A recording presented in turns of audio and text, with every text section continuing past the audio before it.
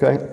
A lot's happened in 125 years since we had Tesla at the World's Fair demonstrating the first AC power system. We've gone through a whole series of developments all the way through to Edison and to Marconi, into 1920s, the first commercial radio station. And we've also gone all the way up from 1947, we had the first microwave phone relay, all the way through to cellular communications, those big phones, remember those big phones in the 80s? All the way through to today. Now, interestingly enough, in the States, the EPA, which was measuring all this stuff, they stopped measuring EMF over the country in the States in 1979, but already, as you can see there from the very last point, the first mile above the Earth is now filled with 2 million times the amount of EMF that we've faced in 1900. For about 4 billion years, the energies that surrounded life were very simple. We've got something called a Schumann resonance, kind of goes around the Earth, and it's modulated by atmosphere, by electricity, and by other things. And there was radio signals from distant stars, but that's obviously changed. Now, the standards today, if you can read at the bottom there, are based on thermal effects, heat effects on the skin. Now, that's rubbish, because the effects that are causing the problems that we're discussing today are not caused by those. They're caused by biological effects, by the EMF. And I'll start going through them. Now, what led me to this is I read the literature. And as Ian will tell you, I'm no activist. I'm not about to try and bring the government down, for crying out loud. I'm just a normal person who works in a clinic with patients.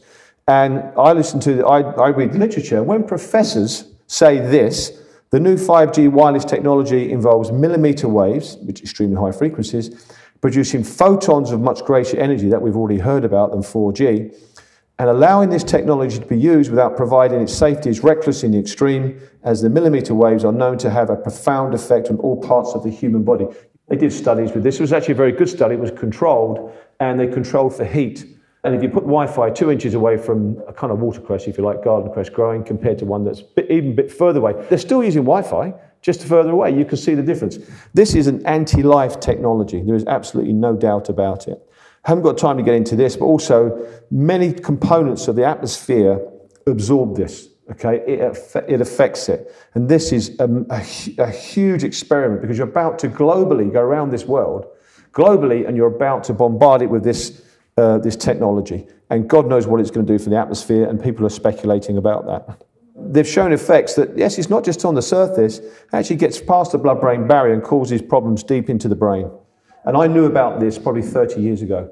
I was listening to experts talking about 30 years ago, or maybe even longer, and they were warning about this. Another paper, but what it's telling you is a reported higher risk of intracranial tumour for mobile phone use over 10 years. Anyone been near mobile phones? That's all of us over 10 years. When it says an odds ratio of 2.2 for glioma, that means it's twice the chance of getting this particular tumour. And on and on and on. And increased risk of brain tumour using cordless phones. And what they find is, they say ipsilateral. It's the side you use it on. That's where you get the tumour. This guy, you may have heard of Martin Powell. He's a professor emeritus. In other words, he's retired. And you find that these guys tell the truth when they retire. And he's saying, well, I've got an idea. I think that the reason why we're having these biological effects, not thermal, is because it's something to do with VGCC. These are particular channels in the cells. In other words, these channels are being activated by this EMF. These channels are everywhere in all your cells. Okay? And also it affects oxidative and nitrosative stress. This is very important, because we now know that these are components of actually control mechanisms inside the cell. So what he's really saying is that this stuff affects how your cells work, and providing strong evidence that these fields can produce an almost instantaneous activation of these cells. So that's the hypothesis. It's backed up by actual field work as well. They did studies here looking at all various things with animals, different doses, different frequencies, all the rest of it, different times of dose, and they showed long-term memory was reduced in these test animals.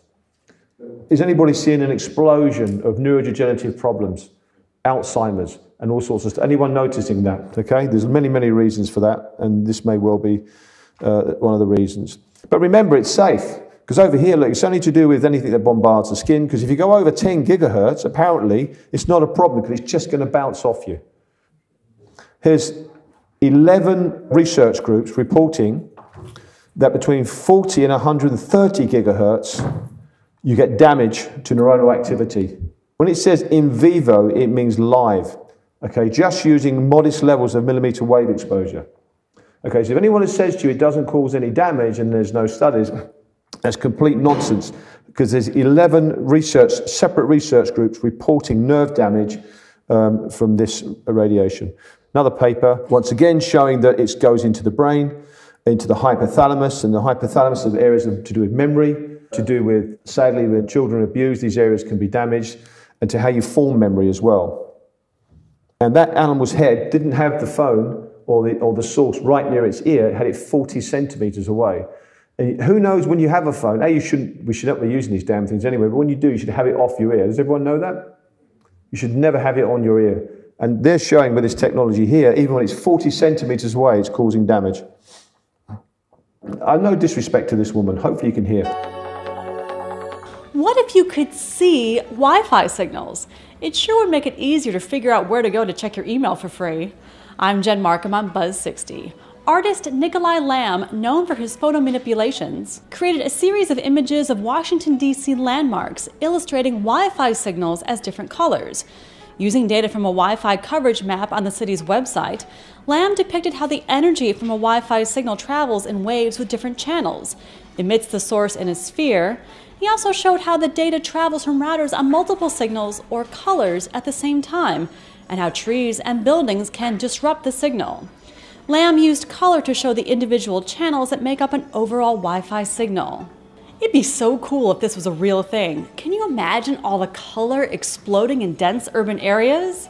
Now all we need is for the passwords to be visible too. Buzz60. Now you know, pass it on. Okay, so now you know, pass it on. I'm not going to be disrespectful to that lady, but Jesus, you know. This is an app called The Architecture of Radio. Anyone heard about this app? You can go and download it using this horrible technology. But this is it's graphical kind of representation. This is a bit more real. You put it on your computer or on your iPad, and you can look around. It gives you a representation of what's going on around you. Once again, it's graphical, but who wants to live amongst this? And this is now. We haven't even got into the 5G. You want to bring your kids up in this stuff? Bearing in mind I've only just started this talk, and bearing in mind the amount of damage I've just told you it does to you. You hear the kids in the background? Okay, download that and have a look and amaze yourself what's around you, maybe even in this room. Einstein, who's a clever chap, says that you can't demodulate these waves. It means they just last forever. Some of them get trapped in our atmosphere, and we just keep filling up our atmosphere with this stuff. There's things called biological entities, okay? And to cut a long story short, they're going too far. They come from outer space, and they found a whole bunch of these on one of the space stations while they were cleaning the windows. And they turned around and said, well, that's a bit interesting. How did they get up here? They must be very tough. That's not a space bacterial entity. That's called a tardigrade, just to show you that there are these things that can survive. This thing can survive unbelievable heat and pressure. So these bacteria and things like that are tough. Anyway, long story short, British scientists looked into it and said, they're not coming from Earth, they're coming from space. And there's 3 of them there. And there's about 0.1 tons of this stuff falling every day. Did you know that? These kind of space bugs coming down. NASA did research on this, and basically in space they become very tough. And in a sense, they're resistant to treatment. So they did studies, and they think there's a problem with that. What they found is that this millimeter wave, microwave, it can cause antibiotic resistance. There's arguments either side. But we are hanging on by our fingernails at the moment with antibiotic treatment of disease. Okay? There's about 50,000 people a year in the States, I think, and the equivalent over here, that are dying every year because we haven't got antibiotics for them. So is it a good idea to bombard the whole of this planet with this stuff if it has that effect on bacteria and space bacteria that's coming in? You all know this stuff. They've done studies with wheat shoots that it causes damage to the wheat shoot, how it grows. They've shown that it causes necrosis in leaves. And there's also damage with birds and with bees. And also even the human sweat ducts are going to be affected by this technology. They hypothesize it's going to cause pain. And in fact, some of these devices are actually used to do that, if you've ever seen them. This was released by Muckrock, which is a kind of online magazine, and they gave a Freedom of Information request to one of the American fusion centers, which is a government center to do with security and terrorism. They put in a basic freedom request about something, reasonably innocuous, and they were sent by mistake documentation, and the documentation showed how towers and this technology was going to be used to control the population. Now, I very rarely will put stuff up like this unless I've got an official source. And this was official. He went all through the details of how you affect the human body, even to the point of putting voices in the head. Okay. Now, I've seen a demonstration of that done with music, which it can do. Now, this is just, I'm not going to go off on a tangent about it. They knew about that since in 1974, for crying out loud. So do you really want this stuff bombarding you? I don't think so. They're also talking about using this kinds of technology to monitor for disease with permanent crowd monitoring. They're also talking about the Gavi organization, which is Mr. Gates. Anyone know about Bill Gates? Talking about how they want these technologies so they can monitor kids in Africa to make sure that they've been vaccinated. You may believe in vaccination, I don't know, but I don't think you should be monitoring people with this technology. Also, ID 2020 is coming in, sponsored by the usual culprits, and effectively they're using this to give everybody an ID. That's what they want to do globally by 2020. I think they're a little bit behind. And they want to be able to monitor you from the cradle to the grave. And they want to make sure that you're doing everything they want you to do. So if they want you to take a drug, you will be monitored for it and measured. This is what this technology is really being ramped up for. This is the video. Maybe I won't play this. It lights up really nice. Maybe I'll play you this one. Okay. This is one woman's experience of living on the top floor under cell antennas for 2 months. It started with my daughter. She initially got a rash on her leg that was sort of unexplainable, and when she was trying to explain to me what it felt like, she kept saying it was kind of funny because it wasn't hurting inside or on the skin. She said it was hurting in the skin. And then a few days later she got another rash on her arm, and then another small kind of stranger rash, and it was the same thing. And then one day in the kitchen she was holding something and she dropped it because she said it felt like the blood in her hand went cold and in a wave along her hand to her fingertips, and then her hand stayed numb for about 15 minutes. Some more of the symptoms include a sort of hissing in my ear, in particular when I'm in my apartment, but for about 3 days, anywhere I went, it would just sort of come in. I kind of felt like an antenna, and I'd sort of kind of go like, trying to find the place where the hissing or the buzzing stopped. I've not slept in my apartment since last Saturday, so a week ago now, and the buzzing went away after about 3 days, and also the feeling of tingling all over my body slowly started to go away. But I have noticed that whenever I'm in other buildings now or anywhere close to, I don't even know what, because I was never sensitive before. I'm no Luddite. I have computers. I have all the stuff that most of us have, and I've never been sensitive at all. But now wherever I go, I'm feeling the same as I felt in my apartment, feeling dizzy and nauseous and a sort of a metallic taste in my mouth, headache and pressure on my head, and just feeling like I want to sort of faint or throw up. And that's wherever I go now. So I found myself becoming increasingly sensitive to my own computer and my own cell phone in ways that I never was before. Anybody getting those symptoms? There's various papers out that talk about this. May be one of the reasons is to do with how, and this is actually saying it's nothing to do with heat, it's how to do with where water is bound on cells that may be affected by this technology. Loads of reviews. A normal brain MRI will not show someone who's sensitive to this. But they've actually published a study, and they found an abnormality described as a hyperconnectivity of different parts of the brain with people that are sensitive to Wi-Fi. And interestingly, it's also a differential diagnosis, which you could also say might be linked, is someone who may have had a head trauma or who is susceptible to yeast or yeast infection. Those people seem to, in this study, there seems to be a link between those and people who are sensitive to Wi-Fi. And yeast infections are massively prevalent. Does anyone use Facebook? Anyone use social media? Those bloody things that go off, bing, bong, bang, every 5 minutes, where it drives you absolutely nuts when a text comes in and all the rest of it. They found that checking your Facebook or your Instagram when something goes off is linked to part of your brain shrinking. Did you know that? It's called the nucleus accumbens, shrinking. Now, I said this before, they don't know if it's the fact that it causes it to shrink or people with that small part of the brain are the people that like using the Facebook, we don't know, but I suspect it's the former. It's regarding the reward center. This thing is linked in with things, also Instagram, it's linked in with things like addiction and other things as well. Now, isn't it interesting that when you undergo a traumatic brain injury, that same part of the brain shrinks? And as I've said countless times, you've ever heard me speak before, if you've got children, for crying out loud, do not let them go on this stuff. And if you're going to use it, be absolutely judicious. You've got to be very discreet in how you use this stuff. Do not boil it on all day. That's my advice to you. Also, what this does is it creates apathy. Okay, and I could talk all day long on the implications of that. And the studies are there. So if you're on this, if you're constantly looking at your bloody phone and this thing's going off all day and you're bing and bang a text, then you need to understand that there's going to be a reckoning to that. About 2 billion years ago, the forerunner of your cells were born. Each one of your cells was born by 2 bacteria. They kind of got together and had a little marriage. One of the bacteria could survive in very low oxygen, the other in very high oxygen. And this becomes important when we talk about 5G. And they've worked this out because they looked at the DNA. These things here, they're mitochondria. That's the descendant of one bacteria. And the rest of the cell is descendant of the other bacteria. They kind of formed a nice marriage and it survived over the millions of years of our evolution.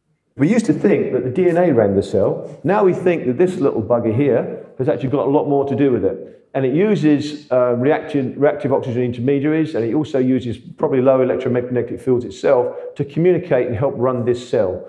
Well, there's a problem there, because these little things produce energy, okay? And they produce most of the energy in your body. In actual fact, they produce over 90% of the energy.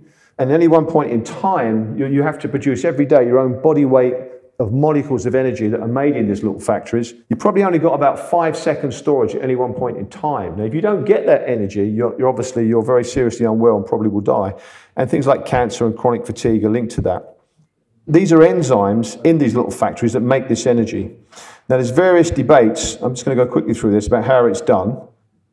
But the point is this: what you don't want to do is you don't want to damage them, because if you damage them, you're going to get things like cancer. Or you're going to die, okay? Because suddenly your ability to make loads of energy stops and you start making very low amounts of energy. So microwave, millimeter wave technology damages the mitochondria in a time response, dose response way. That's a classic way of proving that something causes harm. Okay, so already we have evidence that it does that. And it damages 2 particular key enzymes. One's called succinate dehydrogenase and the other's called cytochrome C oxidase. Now, this is science. This is not someone with a tinfoil hat talking crap. Excuse my French. This is absolutely science, okay? Now, there's a Schumann resonance again, and we talked about that. Now, does anyone meditate here? Well, the frequencies of the Schumann resonance are often quoted very, very similar to the same frequencies in the brain when you meditate, and there's actually studies on it, and I've pulled one up there. And therefore, do you really want to be mucking around with these frequencies? And also, we found out, because you've got different frequencies in your brain, that you need to be healthy and to be alive. And we absolutely know that these mitochondria are also involved in doing that as well. See this thing here? This is kind of a diagram of a cell, if you like.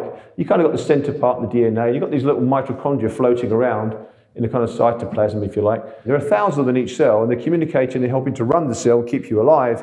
If you're going to bombard that with millimeter wave technology, you're absolutely going to disrupt that. So this is the reason why we're very, very, very, very worried about this, because the key thing in your cell that keeps you alive is going to be affected by this technology. Is 5G about to destroy 2 billion years of evolution? And that's the question I'm asking, and I'd like an answer. I think it's a very reasonable request. Can we have an answer on this, please? Because without this stuff working, we're dead. Why are they doing this? Why are they bringing, whoever they are, why are they bringing 5G in? Okay, did you hear him? The head guy said, oh, the Internet of Things. The Internet of Things, where everything's going to be labelled. We're all going to be, I don't want to be labelled. I don't want to be wearing stuff that's got chips all over the place. Thank you very much. Has anybody heard of the Sentient World Simulation? Published about 2000, maybe 7, 8, 9. This gives you an idea of why they need this information. The Sentient World Simulation Project, the ultimate goal envisaged by this gentleman, a continuously running, continuously updated mirror model of the real world that can be used to predict and evaluate future events and courses of action. The military have already doing it. This was a particular project they did called MNE4. They used data from various countries in Europe and America. And what they did, they used it as an exercise to see how they could influence another country to do what they wanted them to do. These things are up and running at all sorts of levels, commercially and militarily. But they need information, they need data, and they need 5G to bring this about. Okay, so 5G isn't just about it's going to give you cancer and it's very dangerous. There's a whole other aspect to this. Who understands that AI is a massive threat to your jobs? These are serious studies from serious academic schools, all predicted probably the next 10 years, 12 years, probably about half of you are going to lose your job to AI technology. Okay, and in some countries up to 60 to 80%. They need 5G to bring this technology on board. There are various people involved in this. I'm going to take you down a tangent. This is a guy, he's a professor, very well respected. He's the head of something called the Basic Income Earth Network, because if you're going to lose your job, you need to be paid, so you need a basic income. It sounds it sounds great. So they're all pushing this. In fact, it's been pushed globally. He's also interested in linguistic justice. Now, what linguistic justice means, if you're English speaking, you need to pay a tax to someone who doesn't speak English, because they need to speak English in order to get on in the world. This is the kind of thinking of these people, okay? You're dealing with some very interesting characters. Other professors are involved in this, talking about we need this kind of stuff. Basic income, the pilots are everywhere in the world because they know you are going to lose your job, so they're going to have to give you a basic income. The problem is you become poorer on basic income. Also, I want to ask you a question. When the government says to you, I'm going to give you money, do you think that's going to be the end of it? Do you think you might be told where you can live and what you can do? Okay, and this is what you need to start thinking. There's a social side to this technology, and it's very well researched. There's another guy from the Royal Society of Arts, which I've said to Ian before and said on stage, I thought was a benign organisation. I didn't realise they were activists. This guy here, no disrespect to him, but I disagree with him. He obviously went to a conference, you can read it on the DVD later or whatever, where he was radicalised, because the language they're talking about, how do you decapitate a king? How do you bring down power? This is incredible. This is the Royal Society of Arts. And this guy's the head of the actual project in Scotland at the moment, testing this basic income in this country, or in Britain. And he says now hear this is the language. We now have the opportunity to move the basic income conversation forward and identify practical ways to run a pilot which works locally and has global resonance. That is a globalist language. If you know anything about Agenda 2020 and 2030 and all these sorts of things, basic income can't be another small response. Bear in mind, this is coming on the back of 5G and AI that's going to take your jobs. It should be radical, it should be world-changing, and it should be effective, and it's just a starting point. It's the beginning of a new social contract. So when 5G comes in, AI technology is going to come on board, you're going to lose your job, now you're going to be paid an income by the government, and it's the beginning of a new social contract. And he says we need to start talking about land ownership. And we need to start talking about how you're taxed. And really what this is, in my interpretation, is, anybody's got a different idea, like you may ask Ian later, is that means you won't own land, you won't own a house, and you won't own a car. Okay? This is where they're pushing this. They started to push all this with documents many, many years ago. I'm not going to get too much into this. This is all from published literature. And it all came about equality. Everyone's got to be equal. No, I've got no problem with equality. I couldn't give a damn what race, gender you are, as long as you're a decent person. But that was just the beginning, and they knew where they were going to take this, because they're then going to take into social equity and equity of outcome. Equity of outcome means everybody has to have an equal outcome. Okay, you can't earn more than someone else, you can't have more energy than someone else, you're all going to live in the same size house. There's documents demonstrating this, don't have time to get into it. But so to be fair, you have to have equity, all these things have to be equal, the amount of children you have. If you look at how this ideology, and it is an ideology, has been used before in the history of this planet, that also goes down to what your beliefs are and what you can say. And I think you just said someone was just gagged wanting to speak about certain things. So everything must be monitored. This is the reason why you're having so-called smart technology. The Fitbits, the things that go on you. Everything's got to be on it. You're just being teased with this stuff at the moment. You have to kind of understand where this is going to go. And that means you can't have privacy, okay? Privacy is gone, okay, according to these people, whoever these are, or they are. And isn't it interesting how things are just moving along at the same thing? Suddenly we're watching lots of programs about people being watched. Yeah, we're kind of warmed up to this. Loads of programs about kids being watched, adults being watched, whatever it is. And now and then Amazon Echo comes out, and suddenly, isn't it great? I'm not bothered about having a microphone in my house that's recording everything I say and is selling it on to third-party people. Can you imagine anyone here who's above a certain age, 20 years ago, 25, 30 years ago, anyone said, I'm going to put a microphone in your house, and you would have gone, you've got to be crazy. Okay, you talk to younger people today, no disrespect to anyone here that is more informed. Isn't it interesting that the head of Apple was really pushing these cars, this whole kind of car automotive technology, and you've got Uber, share your car. Airbnb, share your house.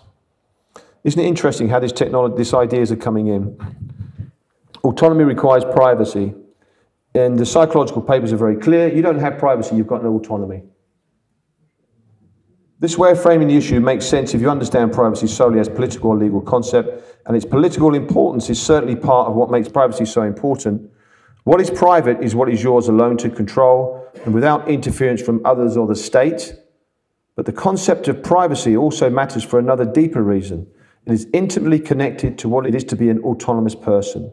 The connection between loss of privacy and dehumanization is a well-known and ancient fact. You cannot be persuaded to give up your privacy. This technology is part of doing that. Anyone like this guy? He's calling for universal basic income. He thinks he's got a church, and he's the head of it, no doubt.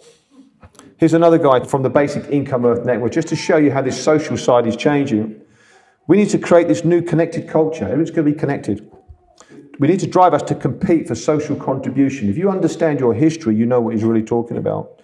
To achieve that, many people will need to undergo training. So you haven't got a job, you go on basic income, and now they're going to train you as educators and community organisers to create and maintain a positive social climate. I recommend that a basic income will not come by itself, rather it will be coupled with socio-educational training. You're talking about 5G, but you're talking about a much bigger thing. China's already on it. They've got something called the social... Who's heard of the social credit system? You're scored, almost like a Facebook liking system. When you say what the government wants you to say, you're given a plus point. When you're not, you're given a negative point. You get enough negative points, you're gone. Once you lose trust, once they lose trust in you, this is how they say it, you're never allowed back in the system. I think at the moment, Ian, I don't know the data on it, but it's between 11 and 13 million Chinese people have been put in the sin bin, which means you don't travel, you're now blocked from travel. This is all, I'm going to tell you here and now, this is a template for what's going to come here, okay, in my opinion, from what I've seen. When we look here at 5G, this is China. China's really pushing this. And also they're pushing this along the Silk Road, they're pushing this in Africa, their technology, and they need 5G to step their system up. They're massively a template now for what's going to go on in the rest of the world. Here's a simple video, some of you may have seen this.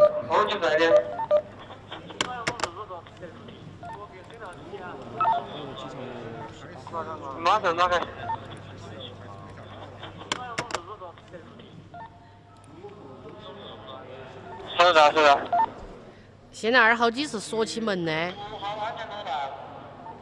对，就是这的。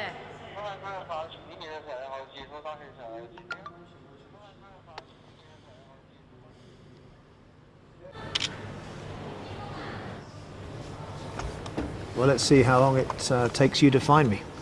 Thank you very much. Let's go.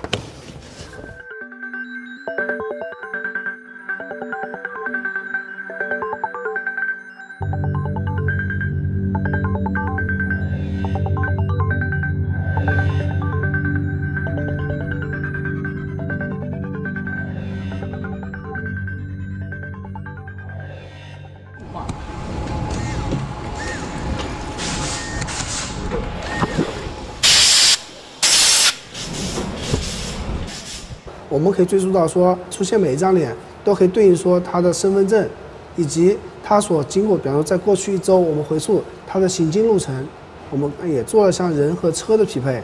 那同时在人上匹配还包括亲属关系匹配，然后是你经常接触人员之间匹配。就是当摄像机布到或者我们传感器布到一定密度的时候，其实我们会经常知道你跟谁经常在一起。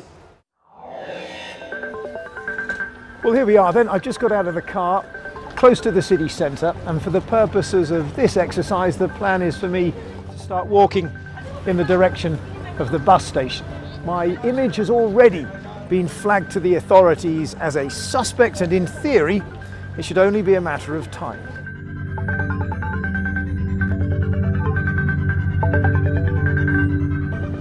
So already on this bridge, I can see 1, 2, 3 CCTV cameras. Of course, there's no point hiding from them. Just keep on walking. 可以呢，不一定非要从门里头通过，他就站在。哎，对，就是这的，就是这的。这个看过。好安全路段。对，就是这的。Uh-oh.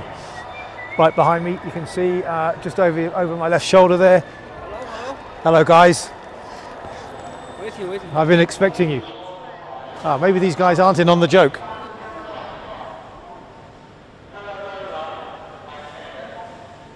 那么对平民老百姓，是老百姓需要帮助的时候，我们才会录入这套系统。那他不需要帮助的这种情况，那么我们是不需要采集他的信息的。那这种信息只是在我们大数据里面有他的信息就行了。那在什么时候使用，是根据我们的需要来做这项工作的。If you have nothing to hide, you have nothing to fear. 对，是这样。所以说，老百姓应该不用担心。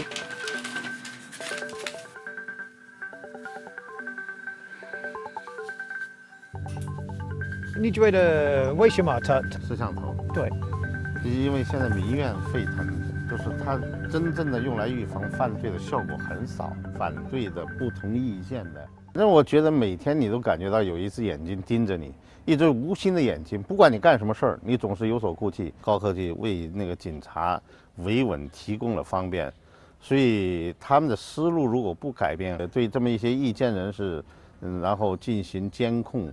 可能是起了更大的作用。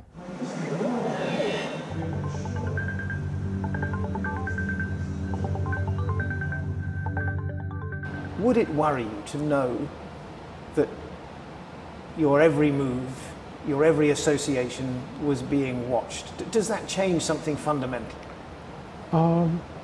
Honestly, I won't feel very comfortable.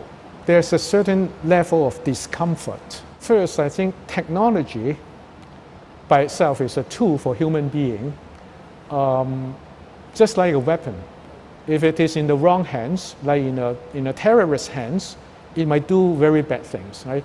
But government do develop weapons. I think there are reasons that technology keep advancing, like artificial intelligence. It can be applied to do a lot of good things.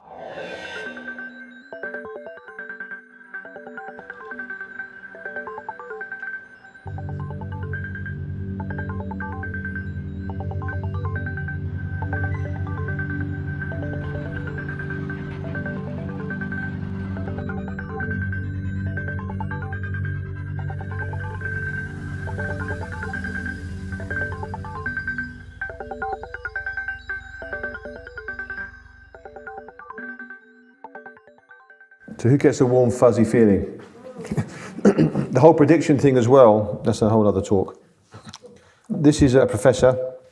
We've already created the blueprint for innovative cyborg tissue and recently shown how to mingle this in the brain. They give you an injection into the head, opens a mesh, and that connects your brain up to the internet. It's already up and going and is being very well tolerated.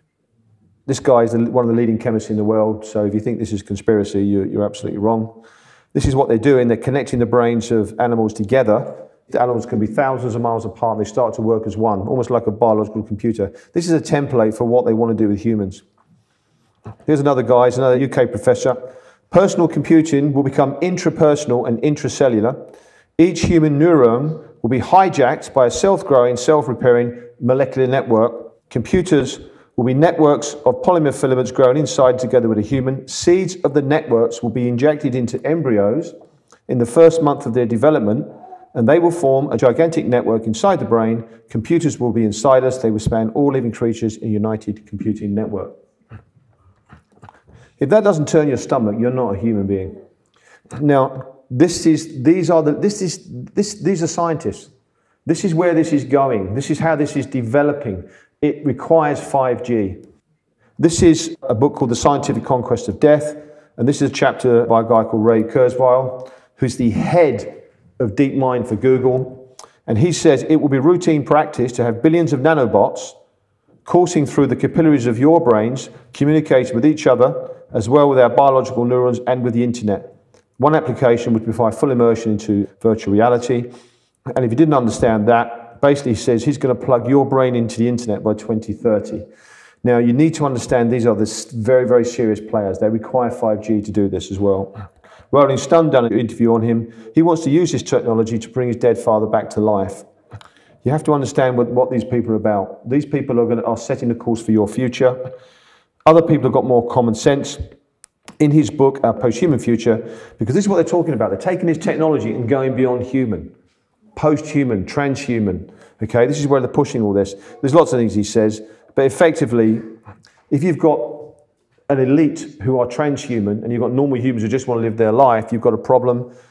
Not everyone can or wants to receive the same level of enhancement. Haven't got time to get into what those enhancements are, but they've got them. For example, having a mesh put in your head, human rights may be threatened. And the same issue of superiority would apply to the question of inequality. Some people might not be able to afford it. And the reality is what he's saying is, if you look to history, you look to nature, what happens when you get a superior species? What does it do to the inferior species? It subjugates it or removes it. And at the highest level, they're talking about the human race being removed by this technology, by AI. This technology is so advanced, it is absolutely frightening. This was the 9th conference. We're on the 11th conference, Beyond Humanism. Okay, this is why they're rolling this 5G out. There's a whole thing behind this. Okay, it's not just simple 5G. Down at the bottom, they're talking about it. What it's also worth noting, this is seriously discussed, is the formation of new cultures and societies which consist of non-human subjects mingling with humans, or forming their own separate and previously unseen worlds. They're talking about the new AI brains, okay, the new AI things that are coming in. Who's heard of synths? They're building synths now, okay, which is a kind of synthetic human, okay, to be powered and to be embodied with this alleged kind of consciousness, which is from an artificial intelligence. One of the guys, I'm just very going to quickly wrap this up. I don't have time to get into this, but 5G is central to all this. I'm showing you documentation. This isn't conspiracy, okay? This is scientific documentation, whether you're aware of it or not. This is a very, very, these people I believe they're insane, but you know, hopefully I'm not the only one on this planet who believes that. I'm going to show you now a clip. I played it before. Some of you may see it. This guy you're going to hear is Geordie Rose or Gordy Rose. He is the developer with a company of quantum computers. Quantum computers are used by NASA. His computers are used by NASA and Google and others to develop the AI technology, the AI thing that's going to be in this new synth bodies, okay, this kind of consciousness. These computers already connect outside of this dimension with 2 to the 500 power dimensions. That's from their white papers and their literature. 2 to the 500 power dimensions they connect. And he's talking about using this intelligence from these dimensions in these machines to bring them to life. Now this is actually for real, this is not a joke, and this is him speaking. Listen very carefully. I don't know if any of you are turn-of-the-century weird fiction fans, but there's this guy named H.P. Lovecraft, who's a very famous American weird fiction author. And he espoused a view which is called cosmicism. And the essence of cosmicism is cosmic indifference. So what he was saying is basically, yes, there are these massively intelligent entities out there, but they're not good, they're not evil. They just don't give a shit about you even in the slightest. The same way that you don't care about an ant is the same way they're not going to care about you. And these things that we're summoning into the world now are not demons, they're not evil, but they're more like the Lovecraftian great old ones. There are entities that are not necessarily going to be aligned with what we want. So this transition is really, really massively important for our entire species to navigate. And going back to that thing that Sam Harris was saying, nobody is paying attention. This thing is happening in the background while people bicker about politics and what's going to be in the healthcare plan in the US. And underneath it all is this rising tsunami that, if we're not careful, is going to wipe us all out. Okay, so 5G is a component of this. This is what you need to understand. That's the leading guy in the world. NASA has his computer. This is not a raving lunatic down the pub talking to you. Now, there's a lot more to talk on that. I haven't got time. But you need to understand something. 5G is one of the final nails in the coffin before AI comes in. And when AI comes in, people have heard me say this before. Yes, there are good aspects of it, but the reality is I've looked at this in great detail, far more than I can go into today. And I do not see the human race surviving this down the line. I really do not, okay? And I'm sorry to put a downer on a Saturday night and tell you that, but you do need to understand, and I urge you to research and look at this for yourself. I'm I'm quite happy to take questions afterwards. I think you're going to hear from Mark. This has gone a little bit longer than I planned. Anyway, thank you for listening to me, and hopefully it was worth coming down today. Thank you.